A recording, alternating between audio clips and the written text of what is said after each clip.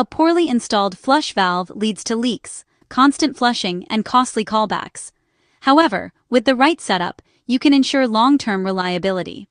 Installing a high-performance valve requires precision and the correct tools. Welcome to PartsFe.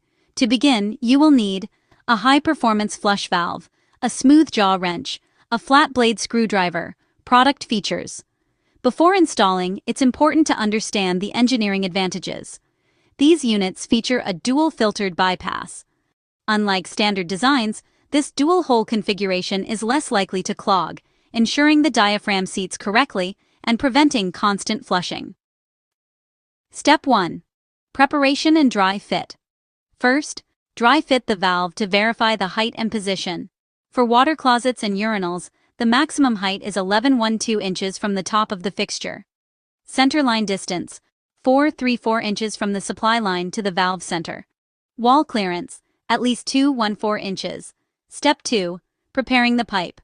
When preparing the copper tube, cut it exactly 1 inch shorter than the distance from the wall to the center line. Solder the adapter to the tube. Next, cut the cover tube 1.12 inches shorter than the center line measurement. Slide the wall flange and cover tube over the pipe, then screw the control stop onto the adapter.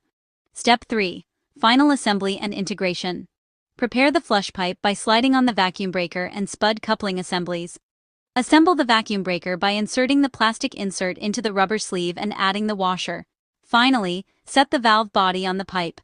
Hand tighten the couplings before securing them with your wrench. Step 4. Testing and adjustment.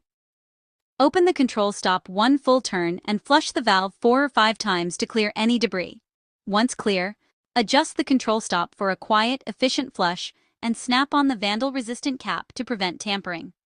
For trusted commercial kitchen equipment parts, visit PartsFe in the USA, UK, and Canada.